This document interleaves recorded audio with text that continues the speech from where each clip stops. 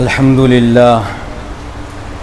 للہ رب العالمین والصلاة والسلام علی اشرف الانبیاء والمرسلین وعلی من تبعهم بإحسان الى یوم الدین فإن اصدق الحدیث کتاب اللہ وخیر الہدی ہدی محمد صلی اللہ علیہ وسلم وشر الامور محدثاتها وکل محدثۃ بدعہ وكل بدعة ضلالة وكل ضلالة في النار أما بعد فأعوذ بالله من الشيطان الرجيم بسم الله الرحمن الرحيم يا أيها الناس اتقوا ربكم الذي خلقكم من نفس واحدة وخلق منها زوجها وبث منهما رجالا كثيرا ونساء واتقوا الله الذي تساءلون به والأرحام إن الله كان عليكم رقيبا وقال الله تعالى في موضع آخر وقال الملك إني أرى 7 بقرات سمان يأكلهن 7 عجاف و7 سنبلات خضر أخر يابسات يا أيها الملأ أفتوني في رؤياي إن كنتم لرؤياي تعبرون۔ سب طرح کی حمد و ثنا اور تعریفیں اللہ رب العالمین کے لیے ہیں جو نہایت ہی مہربان اور بہت زیادہ رحم کرنے والا ہے۔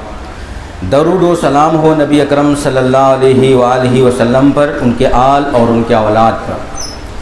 معزز حاضرین، نوجوانوں اور عزیز بچوں، ابھی آپ حضرات کے سامنے سورہ یوسف کی ایک آیت دوران خطبہ مسنونہ پڑھی ہے۔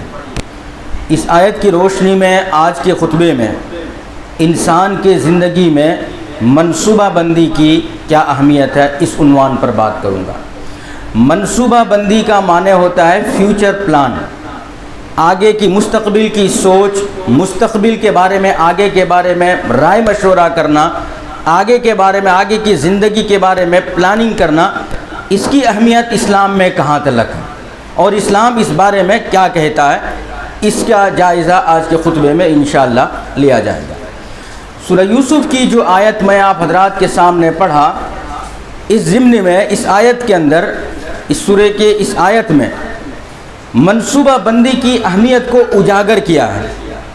فیوچر پلان کس طرح سے کریں گے اس کو اچھی طریقے سے اور ابھارا ہے اور کرنے کی تاکید دی گئی ہے آیت کے اندر۔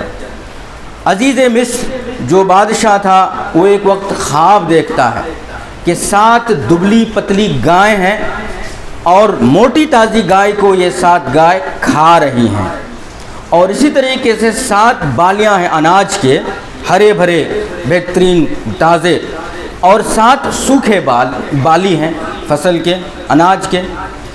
یہ بات عزیز مصر درباریوں سے پوچھتا ہے، تم میں سے کوئی آدمی ایسا ہے جو میرے اس خواب کی تعبیر کو بتلائے؟ خواب کی تعبیر جاننے والے کوئی ہیں جو میری اس خواب کی تعبیر کو بتلائے؟ خواب اس انداز سے بادشاہ کا تھا۔ عام طور پر لوگ خواب دیکھتے ہیں، سارے خوابوں کو اہمیت نہیں دیتے ہیں۔ کبھی کبھار انسان ایک ایسا خواب دیکھتا ہے، پریشان ہو کر کے اٹھتا ہے، حالت اور کیفیت سونے کی بدل جاتی ہے، خوب پریشانی میں مبتلا ہو جاتا ہے اور خود انسان اندازہ لگانے لگتا ہے کہ یہ خواب کچھ معنی رکھتا ہے، کچھ اہمیت ہے اس کے اندر۔ اسی طریقے سے بادشاہ کے ساتھ بھی ہوا کہ جو خواب میں آج دیکھا ہوں اس کی کچھ اہمیت ہے۔ درباریوں سے پوچھتے ہیں، کسی کو کوئی علم نہیں ہے، کوئی نہیں جانتے۔ ایک درباری کہتا ہے جو اس سے پہلے جیل کی سزا کاٹ کر کے آیا ہوا تھا، ایک درباری جیل کی سزا کاٹ کر کے آیا ہوا تھا، وہ کہتے ہیں کہ میں ایک ایسے نوجوان کو جانتا ہوں جن کو خواب کے تعبیر کے بارے میں خوب عبور حاصل ہے، گہرائی کے ساتھ خواب کی تعبیر کا علم ہے۔ اگر آپ مجھے اجازت دیں کچھ دیر کے لیے جیل جاتا ہوں، اس نوجوان سے اس خواب کی تعبیر کو پوچھتا ہوں اور آپ کو بتلاتا ہوں۔ پرمیشن دی جاتی ہے، اجازت ملتی ہے اور پھر جاتے ہیں۔ یوسف علیہ السلام اس وقت جیل میں تھے، یوسف علیہ السلام جیل میں تھے۔ یوسف علیہ السلام جیل میں رہتے وقت اور بھی دوسرے نوجوان اور بھی خواب وغیرہ دیکھتے تھے، ان سبوں کی تعبیر بھی دیا کرتے تھے اور ساتھ ساتھ عقیدہ توحید کی دعوت بھی دیا کرتے تھے جیل کے اندر۔ یوسف علیہ السلام یہ سزا کاٹ کر کے جب آئے تھے، گئے پوچھنے کے لیے، یوسف علیہ السلام نے تو خواب کی تعبیر بتلا دیا، ساتھ ساتھ منصوبہ بندی کی بھی تدبیر بتلا دی۔ کہ اگلے دنوں میں کیسا تم کرو گے وہ بھی اللہ کے نبی یوسف علیہ السلام نے بتلا دیا۔ کیا کہا کہ اصل میں اس خواب سے یہ پتہ چلتا ہے کہ تمہاری دور کی زندگی کی 7 سال بڑے خوشحال رہیں گے، فصل خوب اگیں گے، اناج کی فراوانی ہوگی، کسی چیز کی کوئی کمی نہیں رہے گی۔ پھر اگلے 7 سال جو آئیں گے بڑی تنگدستی کے سال ہوں گے، وہ قحط سالی میں لوگ مبتلا ہو جائیں گے، دانے دانے کو ترس جائیں گے۔ مگر جو پہلے 7 سالوں میں پہلے پیریڈ میں جو اچھی فصل ہوئی ہے، اچھا اناج ہوا ہے اور فراوانی ہوئی ہے، اس کو سیو کر کے جمع کر کے حفاظت کر کے رکھ لینا تاکہ آگے چل کر کے تم کو کام آئے۔ اور اس کا طریقہ یہ ہے کہ اناج فصل بالی میں جو ہے اس کو نکالنا نہیں، بالی میں کور کے ساتھ ہی رہنے دینا ہے۔ یہی تدبیر ہے، یہی منصوبہ بندی ہے، اسی کو فیوچر پلاننگ کہتے ہیں۔ دھان ہے، دھان کو ہم کوٹ کر کے چاول نکال لیں گے، چاول زیادہ دن تک ہم حفاظت سے نہیں رکھ سکتے، کیڑے پڑنے کے امکان ہے۔ لیکن ایسا ہی دھان ہے، نکالے نہیں ابھی کوٹ کر کے مشین میں ڈال کر کے میل میں ڈال کر نہیں نکالے تو کئیوں سال تک وہ حفاظت سے رہ سکتے ہیں دھان۔ یہی چیز یوسف علیہ السلام ان بالیوں کے ذریعے سے بتلاتے ہیں، فصل کی جو بالی ہے اس کے ذریعے سے بتلاتے ہیں اس طریقے سے رہیں گے۔ دور ایک ایسا آیا کہ ابھی یہ فصل جس 7 سال فراوانی کے تھے، اسی میں یوسف علیہ السلام کو جیل سے بلا لیا گیا، اور وقت نے ایسا کروٹ بدلا کہ یوسف علیہ السلام کو فائنانس منسٹر، وزیر خزانہ بنا دیا، اور پوری پلاننگ جو ہے خود یوسف علیہ السلام کی ہے کہ کس طریقے سے ان اناج کو بچایا جائے، حفاظت کیا جائے، اور مصر اور بلکہ مصر سے باہر بھی لوگوں میں کس طریقے سے قحط سالی کے دنوں میں دیا جائے، پورے پلاننگ کے ساتھ یوسف علیہ السلام اس بہترین کام کو انجام دیے، جو کہ سورہ یوسف میں اس واقعہ کی تفصیل کے ساتھ ذکر ہے۔ ہمیں جو پتہ چلتا ہے کہ انسان اپنی زندگی میں کچھ بھی کام کرے بغیر سوچے سمجھے، بغیر مشورہ کے، بغیر پلاننگ کے ان کی زندگی ہونی ہی نہیں چاہیے۔ انفرادی معاملے میں کہیں مصیبت میں مبتلا ہیں یا کوئی پریشانی لاحق ہوئی ہے، کچھ کام انجام دینا چاہتے ہیں، ملازمت ہی صحیح یا کوئی اور بھی کام کرنا چاہتے ہیں، انفرادی معاملہ ہے، اس کے باوجود اپنے خیر خواہوں سے، ہمدردوں سے مشورہ کر لینا چاہیے۔ گھریلوی معاملہ ہے، 4 لوگ بیٹھ کر کے اس معاملے میں بھی مشورہ اور منصوبہ بندی کرنی چاہیے۔ گاؤں کے، محلے کے یا جماعت کا معاملہ ہو، 4 لوگ بیٹھ کر کے مشورہ کر کے مسئلے کو حل کرنا چاہیے۔ اس کو اسلام تعلیم دیتا ہے، اسلام اس طریقے سے کرنے کا ہمیں حکم دیتا ہے۔ تعبیر سے بڑھ کر کے انسان کی سمجھداری جو ہے تدبیر ہے کہ اگر کوئی مصیبت آنے والی ہے اس سے ہم کیسے بچاؤ حاصل کریں۔ اب جس مصیبت سے ہم جوجھ رہے ہیں، مصیبت میں مبتلا ہے، جیسے ہم ہی نہیں پوری دنیا کورونا وائرس میں مبتلا ہے، اس سے بچاؤ کی کیا کیا تدبیریں ہم اپناتے ہیں، یہ سمجھداری ہے۔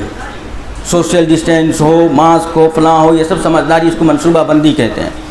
عالمی لیول پر، ورلڈ لیول میں مسلمان جو نچلے ترقی یافتہ نہیں شمار ہوتے ہیں، زوال کی طرف جاتے ہیں، ان کی ایک بڑے پیمانے پر کمزوری یہی ہے کہ فیوچر کے بارے میں، مستقبل کے بارے میں ان کے پاس پلان نہیں رہتا ہے۔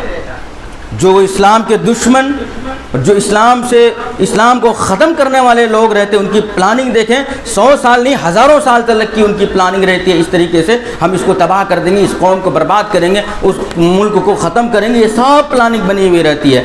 ہم ہی ہیں جو اس معاملے میں کمزور ہیں اور ہمارے پاس فیوچر پلان نہیں رہتا ہے۔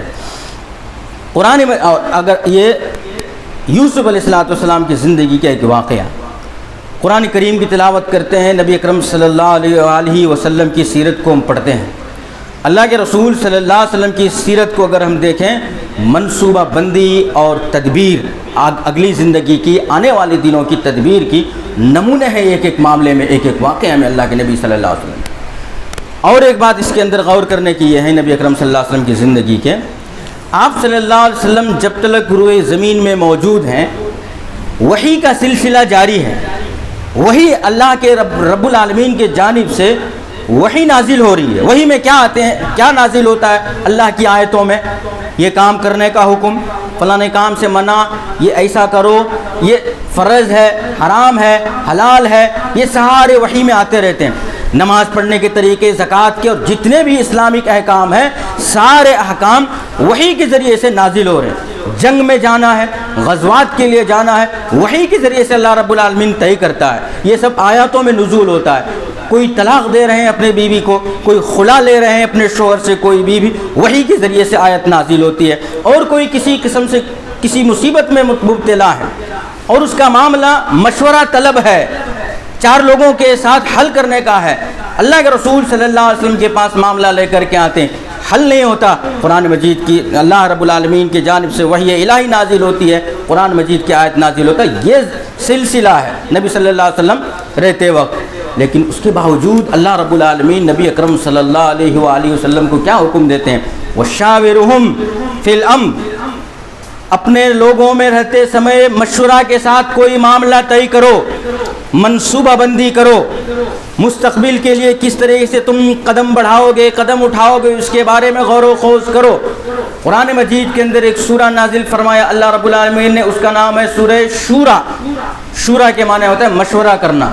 وَأَمْرُهُمْ شُورَىٰ بَيْنَهُمْ، اس سورہ کے اندر ارشاد فرمایا ہے کہ اچھے لوگ، سمجھدار لوگوں کا کام یہ ہوتا ہے کہ ان کے معاملات، ان کے مسائل مشورہ سے حل ہوتے ہیں، مشورہ سے طے ہوتے ہیں۔ نبی اکرم صلی اللہ علیہ وسلم کی بے شمار جو صفات بتلائے، ان صفات میں سے ایک صفت، آپ بڑے نرم دل تھے، نرم دل، مہربان تھے آپ صلی اللہ علیہ وسلم۔ قرآن مجید نے اس کی گواہی دی، فَبِمَا رَحْمَةٍ مِّنَ اللَّهِ لِنْتَ لَهُمْ، اللہ رب العالمین نے اپنے رحمت سے، اپنے مہربانی سے، اپنے کرم سے اور فضل سے آپ کو ایک دم نرم دل بنایا ہے۔ سب لوگوں کے لیے مہربان، کسی کے لیے سخت نہیں ہے۔ وَلَوْ بِالْفَرْضِ، مان لیں، وَلَوْ كُنْتَ فَظًّا غَلِيظَ الْقَلْبِ، اگر آپ پتھر دل ہوتے، سخت مزاج ہوتے، لَانْفَضُّوا مِنْ حَوْلِكَ، تمہارے اطراف جو لوگ بیٹھتے ہیں آپ سے دین سیکھتے ہیں، بیٹھتے نہیں تھے سخت دل کی وجہ سے۔ تو اللہ کا کرم یہ ہے کہ آپ کو نرم دل بنایا ہے اللہ نے۔ فَاعْفُ عَنْهُمْ وَاسْتَغْفِرْ لَهُمْ، اگر ان لوگوں میں سے جو آپ کے اطراف بیٹھتے ہیں، آپ کے ساتھ اٹھتے بیٹھتے چلتے پھرتے، ان سے کچھ کمی بیشی ہو جائے تو تم اس کو درگزر کر دو، معاف کر دو، اور ان کی معافی کے لیے اللہ سے بھی دعا کر دو۔ یہ اللہ رب العالمین نے آپ کی ایک صفت بیان کرنے کے بعد، یہ نبی صلی اللہ علیہ وسلم کو اللہ کا حکم ہے۔ اس کے بعد وَشَاوِرْهُمْ فِي الْأَمْرِ، انہی لوگوں سے پھر اپنے معاملات کو حل کرو۔ اب سوال یہ ہے کہ جب وحی کا سلسلہ ہے، کوئی معاملہ آئے تو اللہ رب العالمین وحی نازل کر سکتا ہے، لیکن اس کے باوجود اہمیت دیکھیے، اپنے لوگوں سے مشورہ کرو، جو آپ کے اطراف بیٹھتے ہیں، جن کے ساتھ آپ بیٹھتے اٹھتے ہیں، ان کے ساتھ مشورہ کرو، معاملہ کی اہمیت دو، معاملہ کو اہمیت دو۔ مستقبل میں کس طریقے سے کام انجام دو گے، اس چیز کو دیکھو، مشورہ کی اہمیت۔ اور مشورہ دراصل ہی منصوبہ بندی ہے، آگے کی پلاننگ مشورہ سے ہوتا ہے۔ کبھی اور انسان جو اپنی زندگی میں مشورہ جب کرتے ہیں، منصوبہ بندی، مستقبل کا پلان جب کرتے ہیں، تو ان کے دماغ میں ایک ہی پلان نہیں رہنا چاہیے۔ ترقی کی جو راہ اگر ہم کو ہموار کرنا ہے، ترقی کی راہ میں چڑھنا ہے، عروج پر، بلندی پر اگر ہم کو جانا ہے، تو ہمارے دل و دماغ میں ایک ہی ایک فیوچر پلان نہیں رہنا چاہیے، کئی سوچ رکھنی چاہیے۔ اگر ایسا نہیں ہوا، یہ فیل ہو گیا تو ایسا کریں گے، یہ فیل ہو گیا تو ایسا کریں گے، کئی سوچ رکھنا چاہیے۔ یہ بھی ہمیں سیرت سے ہی ملتی ہے۔ اللہ کے رسول صلی اللہ علیہ وسلم جتنے غزوات میں صحابہ اکرام کو بھیجا کرتے تھے، ایک امیر بناتے تھے غزوے کے، جنگ میں لڑنے کے لیے کسی ایک کو امیر بناتے تھے۔ جس وقت غزوہ موتا ایک جنگ کا نام ہے، اللہ کے رسول صلی اللہ علیہ وسلم اس میں شریک نہیں ہوئے تھے، اور ایک طریقہ ہے جو غزوہ ہیں جس میں آپ صلی اللہ علیہ وسلم شریک ہوئے تو غزوہ ہے۔ سریہ موتا یعنی جس غزوے میں آپ صلی اللہ علیہ وسلم شریک نہیں ہوئے اس کو سریہ کہا جاتا ہے عربی زبان میں۔ تو سریہ موتا میں آپ صلی اللہ علیہ وسلم شریک نہیں تھے، لیکن اس کے علاوہ جب جانے لگے تو ان کو ایک طریقہ بتلاتے ہیں کہ اس جنگ کے فلاں امیر ہوں گے، زید بن حارثہ رضی اللہ عنہ، ولو بالفرض، مان لیا جائے لڑتے لڑتے جامِ شہادت پی لے، شہید ہو جائے تو جعفر بن ابی طالب رضی اللہ عنہ اس کے بعد امیر بنیں گے دوسرے۔ اس کے بعد تیسرے مرتبہ بتلاتے ہیں، تیسرے عبداللہ بن رواحہ، اگر وہ بھی شہید ہو جائے جعفر بن ابی طالب تو عبداللہ بن رواحہ امیر بنیں گے۔ موقع ایسا آیا، جنگ ایسی ہوئی، بالکل بالترتیب، جس ترتیب سے اللہ کے رسول صلی اللہ علیہ وسلم نام لیے تھے امیروں کی، ویسے ہی ایک ایک کر کے شہید ہو گئے پورے تین بھی۔ یہ بتلانے کا میرا مقصد یہ کہ جب منصوبہ کرتے ہیں، مستقبل کا پلان بناتے ہیں، ایک ہی سوچ نہیں رہنی چاہیے، کئی سوچ ہونی چاہیے۔ پھر اس کے بعد تینوں کے بعد خالد بن ولید رضی اللہ عنہ نے کمانڈری کو سنبھالا، امارت کو لیا، اور پھر اس جنگ میں بھی فتح نصیب ہوئی تھی، جبکہ ان کا نام نہیں لیے تھے اللہ کے رسول صلی اللہ علیہ وسلم، لیکن تینوں بھی ترتیب ایک ایک کر کے جیسا اللہ کے رسول صلی اللہ علیہ وسلم بتلائے تھے ایسا ہی معاملہ پیش آیا۔ تو اسے یہ پتہ چلا کہ انسان اپنے زندگی میں ترقی کی راہ ہموار کرنا چاہیے، ترقی کی راہ میں چلنا چاہے یا اپنے معاملات کو عروج پر پہنچائے، بلندی کی طرف پہنچائے، تو ان کے کئی سوچ ہونا چاہیے۔ مثال کے طور پر مدرسے میں بچوں کو بھیجتے ہیں پڑھنے کے لیے، اسکول، کالج، یونیورسٹی اور ڈگری سبھی چیز دیتے ہیں، ہم پڑھتے ہیں، صرف مدرسہ نہیں، ہر معاملہ ایجوکیشنل، تعلیمی لائن میں، تعلیمی معاملات میں، اور جو سلیبس ہوتے ہیں مدارس کے، اسکول کے، کالج کے جو سلیبس پڑھائے جاتے ہیں، حساب، سائنس، فلاں فلاں فلاں فلاں، 100 بچے ایک کلاس میں رہتے ہیں، سارے بچے سلیبس کے پورے چیز کو اپنے دماغ میں بٹھا لینا کوئی ضروری نہیں ہے، اور بٹھا بھی نہیں سکتے ہیں۔ یہی وجہ ہے کہ 100 میں 20 اچھے نمبر میں پاس ہوتے ہیں، اس کے بعد کچھ کم نمبر میں، اور کچھ لوگ فیل ہو جاتے ہیں، کچھ طالب علم فیل ہو جاتے ہیں۔ تو ماں باپ، پیرنٹ اور ذمہ دار گارجن لوگوں کی ذمہ داری یہ ہے کہ بچے کے لیے کئی سوچ رکھے کہ میرا بچہ پڑھے، اس کے بعد کلکٹر بنے، اس کے بعد فلاں بنے، یہ ایک سوچ ہے۔ اگر اس میں فیل ہو گیا، نئی دماغ میں اگر پڑھائی چڑھی، تو ہم اس کو ہنر سکھائیں گے۔ یہ کئی پلاننگ، کئی سوچ، کئی منصوبہ بندی رہنی چاہیے۔ تو ہم دیکھتے ہیں مدرسے کے بچوں کو بھی دیکھتے ہیں، عالم رہتے ہیں، فارغ رہتے ہیں، اس کے باوجود بزنس کے لائن میں رہتے ہیں۔ بہت سارے عالم رہتے ہیں، انجینئر بنے ہوئے ہیں، اور بہت سارے کالج اور یونیورسٹیز آئے ہوئے ہیں، اسلام کی خدمت کر رہے ہیں۔ تو یہ سب منصوبہ بندی، پلاننگ ہوتا ہے کہ جی انسان ایک کے ساتھ کئی تدبیر سوچ کر کے اپنے دل و دماغ میں رکھے۔ آپ صلی اللہ علیہ وسلم کی سیرت مکمل منصوبہ بندی کے ساتھ ہے۔ نبی اکرم صلی اللہ علیہ وسلم کی سیرت، وہی نازل ہونے سے پہلے، نبوت ملنے سے پہلے آپ صلی اللہ علیہ وسلم غار حرا میں بیٹھتے تھے، وہی نازل ہوئی، وہی نازل ہونے کے بعد اللہ رب العالمین کی جانب سے آپ نبی بن گئے، نبوت کا خطاب مل گیا۔ نبوت کا خطاب مل جانے کے بعد انبیاء کرام کے کیا کام ہوتے ہیں؟ لوگوں کو ظلمات سے، گمراہی سے، بھٹکے ہوئے راستے سے نکال کر کے سیدھے راستے پر لائیں، یہ انبیاء کرام کا کام ہوتا ہے۔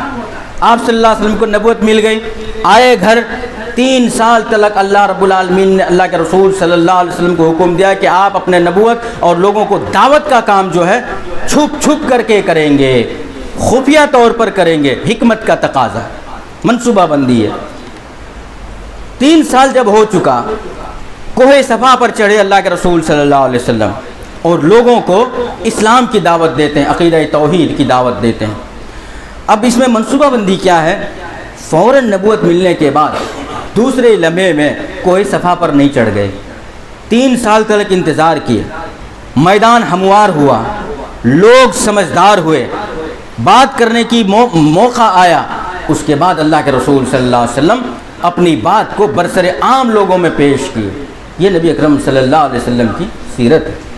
ہجرت کی طرف آ جاتے ہیں۔ ہجرت، سیرت کے پورے پہلو، ہر پہلو میں اللہ رب العالمین نے نبی اکرم صلی اللہ علیہ وسلم کی زندگی کو منصوبہ بندی کے ساتھ پرو دیا ہے، مکمل کیا ہوا ہے۔ ہجرت کے موقع پر آپ صلی اللہ علیہ وسلم ابو بکر صدیق رضی اللہ عنہ کو اپنے ساتھ رکھے ہوئے تھے، سواری کا انتظام کھلا پلا کر کے ٹھیک ٹھاک سے رکھے ہوئے تھے۔ جب ہجرت کا حکم اللہ کے جانب سے آیا تو اس وقت ابو بکر صدیق رضی اللہ عنہ کے ہمراہ ساتھ میں جانا تھا۔ آپ کے گھر کو دشمنوں نے، مشرکین نے محاصرہ کر لیا ہے، باندھ لیا ہے، گھیر لیا ہے۔ اس کے بعد اللہ کی غیبی مدد آئی، آپ صلی اللہ علیہ وسلم اپنے گھر سے نکلے۔ نکلنے کے بعد اب ہجرت کا جو طریقہ ہے، یعنی ہجرت کیا ہے؟ مکے سے نکل کر کے مدینہ جانا ہے، یہ ہجرت ہے۔ منصوبہ بندی اس میں کیا ہے؟ ہجرت کا حکم ملنے سے پہلے سال مدینے سے جو لوگ مکے کو آیا کرتے تھے، آپ صلی اللہ علیہ وسلم ان سے ملاقات کرتے تھے ایک ایک کر کے، پہلے سال چند لوگوں سے، دوسرے سال چند لوگوں سے، پھر ہم وہاں آنے والے ہیں، یہ راستہ ہموار کرنا، توکل کے خلاف نہیں ہے، منصوبہ بندی ہے، یہ مستقبل کا پلان ہے۔ یہ ایک چیز۔ دوسری چیز جو ہے مدینہ جانا ہے، تو سیدھا سا راستہ مدینہ کا جو ہے، مدینہ سے نکلے، مکے سے نکلے اور مدینہ چلے گئے، ایسا نہیں کیے، بلکہ پہلا جو منصوبہ بندی ان کے پاس تھا کہ ہم کو سفر نہیں کرنا ہے، اپنے آپ کو چھپانا ہے مشرکین سے۔ کیوں؟ 100 سرخ اونٹ رکھے ہوئے تھے مشرکین نے نبی اکرم صلی اللہ علیہ وسلم کو زندہ یا مردہ لانے کے لیے انعام کے طور پر۔ اب کہیں بھی مل جائے راستے میں ان کو پکڑ لیں گے اللہ کے رسول صلی اللہ علیہ وسلم، اور انعام کے لوگ مستحق بن جائیں گے۔ تو اب جانا نہیں ہے مدینے کو، چھپنا ہے، اور چھپنے میں بھی منصوبہ دیکھیے، غار ثور کا انتخاب۔ غار ثور اور مدینہ کا جب ہم دیکھتے ہیں تو مدینہ جانے کے راستے میں، مکے سے نکل کر کے مدینہ جانے کے راستے میں غار ثور نہیں ہے، بلکہ اس کے مخالف سمت میں ہے۔ کوئی تصور بھی نہ کرے کہ ادھر طرف گئے، وہ سب کو یہ دماغ میں مدینہ ہی گئے ہوں گے، تو ظاہر سی بات ہے اسی راستے میں ڈھونڈنے جائیں گے، مدینہ کے راستے میں۔ اور غار ثور مدینہ کے مخالف علاقے میں ہے، مخالف جگہ میں ہے، جہاں پر لوگ تصور بھی نہیں کریں گے۔ منصوبہ اسی کا نام کہ لوگ جو ہے سوچیں گے اس راستے میں گئے ادھر ہی گئے رہیں گے، لیکن ان کی مستقبل پلاننگ جو ہے محفوظ رکھے فلانے جگہ۔ تو غار ثور میں اللہ کے رسول صلی اللہ علیہ وسلم ہجرت کے موقع پر اپنے آپ کو بچاؤ کے لیے پناہ لیتے ہیں، رکتے ہیں۔ پھر اس کے بعد تیسرا اور بھی منصوبہ دیکھیے، آگے بڑھ کر کے چلنا ہے۔ 3 دن تلک غار ثور میں اللہ کے رسول صلی اللہ علیہ وسلم رہے۔ کھانے کا انتظام، کھانے پینے کا انتظام کہاں سے کریں گے؟ تو اس کے لیے ابو بکر صدیق رضی اللہ عنہ کے بیٹے عبداللہ، ان کی بیٹی ابو بکر صدیق رضی اللہ عنہ کی بیٹی اسما، اور ان کے غلام عامر بن فہیرہ، یہ تینوں نے منصوبے کے ساتھ 3 دن تلک کھانا پہنچایا۔ رات کے وقت یہ گھر میں جو ہے اسما رضی اللہ عنہ کھانا بنا کر کے دیتے، عبداللہ رضی اللہ عنہ اللہ کے رسول صلی اللہ علیہ وسلم تلک غار ثور تلک وہ کھانا پہنچاتے۔ اور عرب میں جو ہے نا، راستے میں جب چلتے تو قدموں کی نشانات سے لوگ پتہ چلا لیتے کہ ادھر سے لوگ گئے ہیں۔ منصوبہ اس کے اندر یہ ہے کہ کہیں لوگ یہ تصور نہ کرے، گمان نہ کرے ادھر سے کوئی آدمی گزرے ہیں۔ ابو بکر صدیق رضی اللہ عنہ کے غلام عامر بن فہیرہ بکریوں کے ریوڑ لے کر کے جاتے تاکہ یہ راستے کی نشان مٹ جائے۔ منصوبہ اسی کا نام ہے۔ پھر اس کے بعد جب نکلنے کی باری آئے تو جو عام راستہ ہے مدینہ جانے کی عام راستہ جو ہے، اس راستے کا انتخاب اللہ کے رسول صلی اللہ علیہ وسلم نہیں فرماتے ہیں۔ کیوں کہ سارے لوگ اسی میں ڈھونڈنے کے لیے نکلیں گے، ہم کو سارے لوگ اسی راستے کی تلاش میں رہیں گے۔ عام راستہ چھوڑ کر کے غیر معروف نہیں جاننے والے راستے کا انتخاب کرتے ہیں اللہ کے رسول صلی اللہ علیہ وسلم۔ اور جو گمنام راستہ ہے اس کے بارے میں کسی کو پتہ ہی نہیں کہ ہم ابو بکر صدیق رضی اللہ عنہ کو معلوم ہے اس گمنام راستے کے بارے میں، نہ اللہ کے رسول صلی اللہ علیہ وسلم کو معلوم ہے اس گمنام راستے کے بارے میں۔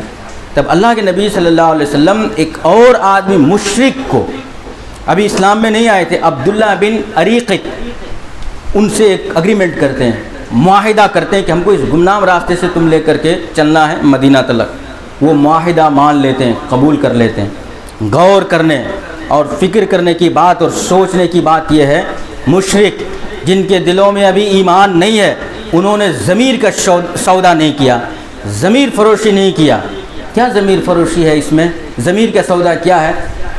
100 سرخ اونٹ کی قیمت سب سے لاجواب انعام ہے جو لوگ اللہ کے رسول صلی اللہ علیہ وسلم کو پکڑ کر کے لائے۔ لیکن اللہ کے نبی صلی اللہ علیہ وسلم راستے بتلانے کی جو مزدوری ان کے پاس طے کرتے ہیں تو گنتی کے چند مزدوری ہیں، بالکل کم اور مختصر، لیکن اس کے باوجود جو معاہدہ ہو گیا اس معاہدے پر اٹل رہے، کفر میں رہنے کے باوجود، مشرک رہنے کے باوجود۔ اور آج ہم ہیں کہ پڑھے لکھے لوگ، سمجھدار لوگ ضمیر کا سودا کرنے میں، ضمیر فروشی میں، اپنے ضمیر کو بیچنے میں کسر نہیں کرتے، وعدہ توڑ دیتے ہیں، وعدہ خلافی کر دیتے ہیں، کسی سے کیا اگریمنٹ ہے اس کا پاس و لحاظ نہیں کرتے ہیں۔ یہ چیز جو ہے ان سے سیکھے، عبداللہ بن اریقط سے۔ غزوہ احزاب ہے، اور منصوبہ بندی کی بات دیکھیں، غزوہ احزاب یہ مدینے میں رہتے وقت ایک جنگ مشرکین کی 10,000 فوجوں کے ساتھ آتے ہیں، 10,000 کی فوج، اور مسلمانوں کے پاس اتنی استطاعت نہیں ہے کہ اس فوج کو روکے، مشورہ کرتے ہیں سبھی مل کر کے، منصوبہ بندی۔ سلمان فارسی رضی اللہ عنہ مشورہ دیتے ہیں کہ مدینے کی 3 طرف پہاڑی علاقے ہیں، دشمن اس کے اوپر چڑھ کر کے یہاں پر حملہ کرے، ایسا نہیں ہو سکتا، ایک ہی علاقہ بچا ہوا ہے، چوتھا علاقہ بچا ہوا، ادھر سے ہی لوگ آئیں گے، لہذا خندق کھود دیا جائے تاکہ دشمن آ نہ سکے۔ خندق کھودے گئے، صحابہ کرام کو 10-10 آدمیوں کو کام تقسیم کر دیے، دشمن آئے ناکارہ ہو کر کے، مایوس ہو کر کے واپس چلے گئے پوری کی پوری فوج۔ تو اس سے پتہ یہ چلا کہ انسان اپنی زندگی میں کامیاب اور کامران ہونا چاہے اور عروج اور ترقی پر چڑھنا چاہے تو انسان اپنی زندگی میں، معاملات میں، لین دین میں، کاروبار میں، لائف میں، ہر چیز میں ایک مستقبل کا پلان بنا کر کے رکھے، فیوچر پلان بنا کر کے رکھے، ایک نہیں بلکہ کئی بنا کر کے رکھے، کئی چیزیں بنا کر کے رکھے۔ اس کے ساتھ یہ نہ سوچے کہ یہ مستقبل کا پلان جو ہے ہم اللہ کے اوپر اعتماد ہے، اللہ پر بھروسہ ہے، توکل ہے، اللہ ہی بہتر کرے گا، خیر کرے گا، اس کے خلاف یہ نہیں ہے۔ نبی صلی اللہ علیہ وسلم کے زمانے میں یمن کے لوگ آتے تھے حج کرنے کے لیے، اور وہ لوگ کھانے پینے کی چیز کچھ بھی نہیں لے کر کے آتے تھے مکے کو حج کرنے کے لیے، کوئی چیز غذا نہیں لاتے تھے، مدینے میں رہتے تھے، کچھ دن بھیک مانگنا شروع کر دیتے تھے، محتاج ہو جاتے تھے لوگوں کے۔ قرآن مجید کی آیت نازل ہوئی وَتَزَوَّدُوا فَإِنَّ خَيْرَ الزَّادِ التَّقْوَىٰ، کہ جب تم حج کے لیے جاؤ یا کسی اور نیک کام میں جاؤ تو توشہ رکھ لیا کرو کھانے پینے کی، تاکہ کسی کی محتاجی ضرورت نہ پڑے، کسی کے سامنے ہاتھ پھیلانے کی ضرورت نہ پڑے۔ یہ توکل کے خلاف نہیں ہے بلکہ اللہ کا آرڈر ہے، حکم ہے اللہ رب العالمین کا۔ اسی طریقے سے سفر معراج ہے، معراج میں جو سفر ہے، جو سفر کرایا گیا، اللہ رب العالمین ایک لمحے میں، ایک سیکنڈ میں بتا دیتے تھے کہ یہ معاملہ ایسا ہونے والا ہے، وہ معاملہ ایسا ہونے والا ہے، یہ فرض ہے، یہ نفل ہے، یہ ہے، لیکن ایک تعلیم دی اللہ رب العالمین نے۔ نبی اکرم صلی اللہ علیہ وسلم کو معراج کا جو معاملہ پیش آیا لوگوں کے لیے تعلیم ہے۔ کیا تعلیم ہے اس کے اندر؟ کہ جو کام اللہ رب العالمین مختصر اور لمحوں میں کر سکتے ہیں معراج کے جیسا، یہی کام جو ابھی ہجرت میں ملا لیں، اس کو معراج کو اور ہجرت کو ملا لیں۔ معراج لمحوں میں یہ معاملہ ہوا اور ہجرت کا مسئلہ کو لے کر کے آ جائیں کہ کتنے نوک جھونک اور جھنجھٹ اور راستے کی تکلیف، کتنے چیزوں سے، کتنے ادوار سے، کتنے دور سے مقابلہ کر کے، لڑ جھگڑ کر کے اور بچتے بچاتے مدینہ پہنچے۔ اللہ رب العالمین معراج کے سفر میں کوئی مصیبت آئی، کوئی تکلیف نہیں ہے، اللہ نے بلایا اور اس کا انتظام کیا، وہاں سے آگے راتوں رات یہ کام ختم ہو گیا۔ لیکن ہجرت کا معاملہ دیکھیے، یہ سب منصوبہ بندی اور پلاننگ کی تعلیم تاکہ لوگوں کو دے، لوگ سمجھے کہ کس طریقے سے اپنے زندگی کو اہمیت دیتا ہے اور اہمیت کے ساتھ ساتھ منصوبہ بندی کو لاگو کرتا ہے اپنے زندگی میں۔ تو اللہ رب العالمین سے دعا ہے کہ اللہ رب العالمین ہمیں ان باتوں پر کہنے، سننے اور عمل کرنے کی توفیق عطا فرمائے۔ آمین۔ وآخر دعوانا ان الحمدللہ رب العالمین۔